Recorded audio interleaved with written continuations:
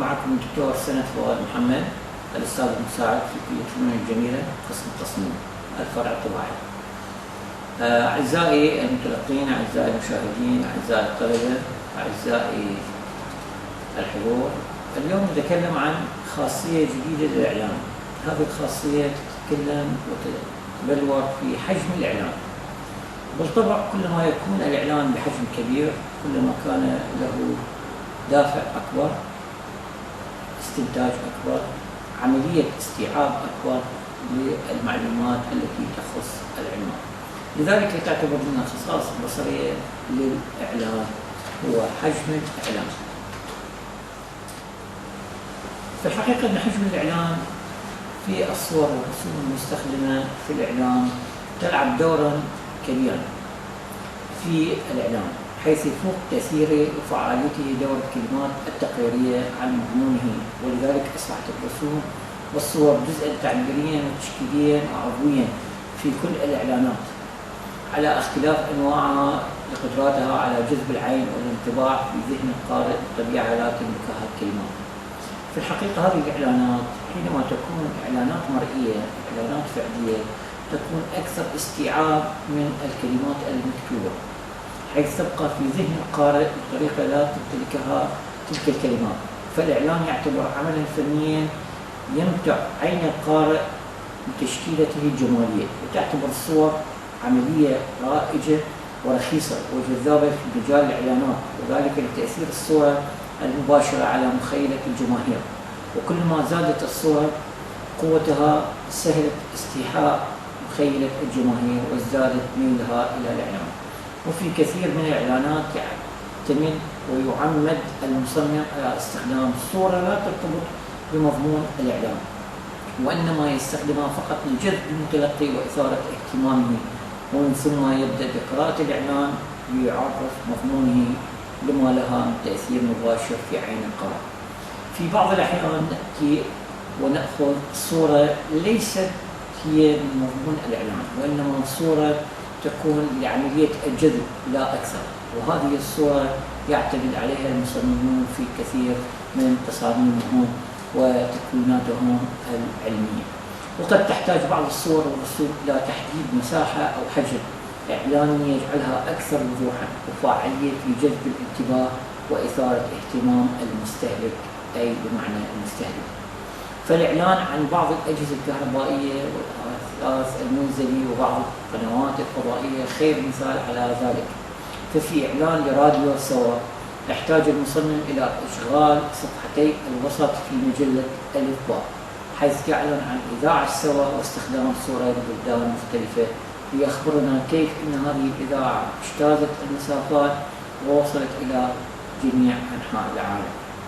ومن خلال الصورة المعروضة لكم تبين أن قناة سوا استطاعت أن تصل إلى الكثير من القنوات والكثير من المسافات والكثير من المدن والبلدان لكي تصل الأليف الباء في عملية إخبارية بحتة.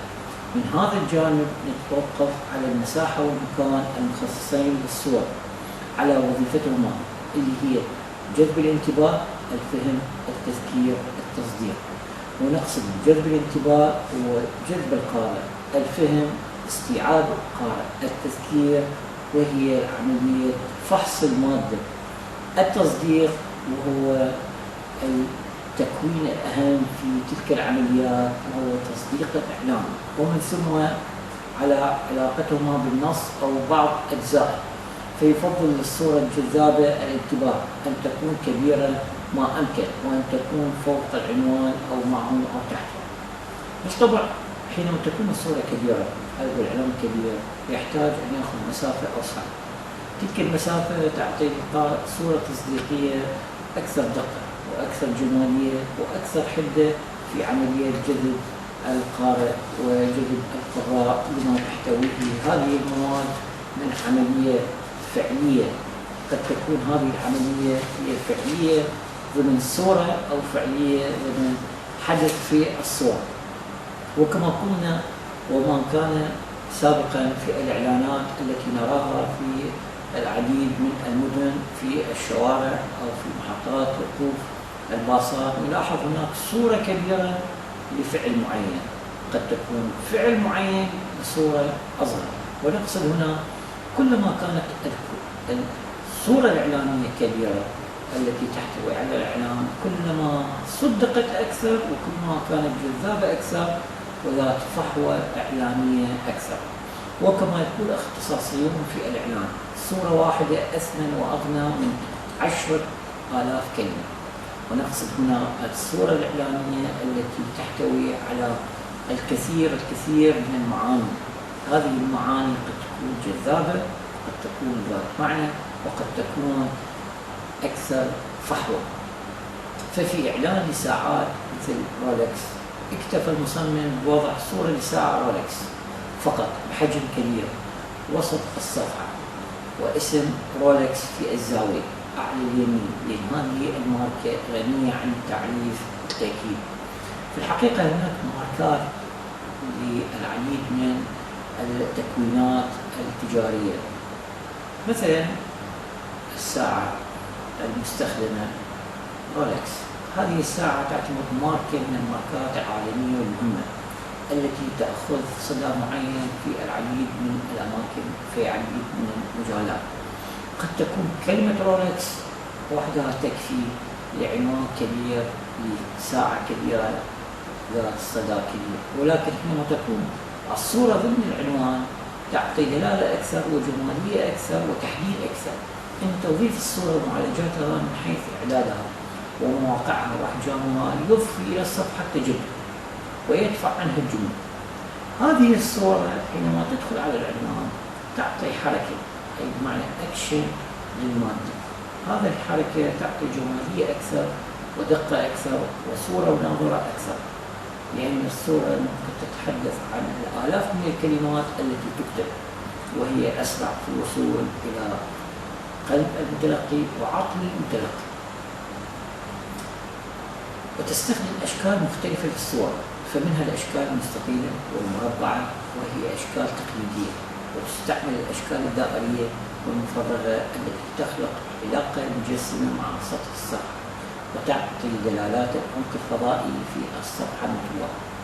في الحقيقة حجم الصورة يعتمد أيضا على شكل الصورة، إذا كانت شكل الصورة دائرية أم مثلثة أم مستطيلة أم مربعة.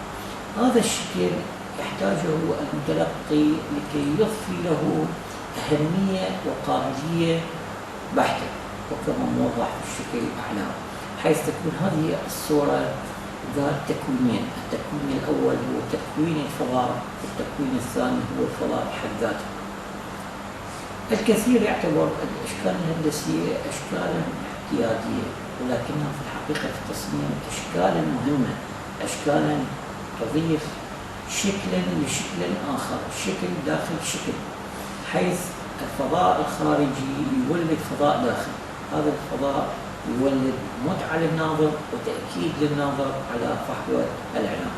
ومن أمثلة على ذلك كثيرة جدا في إعلان أصباغ الشعر مثلا، لذا يكون اختيار الصورة على أساس ما فيها من جاذبيات ذاتية متكاملة فضلا عن علاقتها بالتكوين الكلي. في بعض الأحيان نلاحظ هناك إعلانات غنية عن التعريف، إعلانات مثلا تكون في أصباغ الشعر، إعلانات تعمل وتضيف تكوينات جديدة بعيدة عن التكوين الخارجي للفضاء. في هذه الصورة التي نلاحظها موجودة في أسفل المادة المكتوبة، نلاحظ دعاية لمنتوج البيبسي مغطى بمنتوج آخر الكوكولا، وهما منتجان لمشروبات كحولية عالمية أو مشروبات كحولية غازية قد تكون. هذا التكوين الذي يتكون منه المشروب الغازي يتكون من مشروب داخل مشروب. هنا يقف المتلقي برؤية هذا الإعلان فيزدوج لديه المعنى بالشكل والشكل بالمعنى، حيث أن كلاهما من أنواع المشروبات الغازية المهمة والعالمية. هنا يمتزج الطعم مع الرائحة مع الشكل مع المضمون. هذا الإعلان يعتبر إعلانا مركبا، إعلانا يعطي جاذبية، يعطي جمالية، يعطي معنى داخلي باطني مستحقات من المعنى الخارجي. في الحقيقة هناك العديد من الأفكار والعديد من التكوينات التي تدخل في حجم الإعلام وأهمية حجم الإعلام، لما فيه هذا الحجم من أهمية ظاهرية، أهمية تغني المعنى وتغني الشكل. من هذا المنطلق نستطيع أن ننهي هذه المحاضرة المبسطة التي بينت أهمية حجم الإعلام ودوره في الخصائص الفكرية والبصرية للمادة الإعلامية. كان معكم الدكتور سند فؤاد من كلية الفنون الجميلة قسم التصميم. شكرا جزيلا.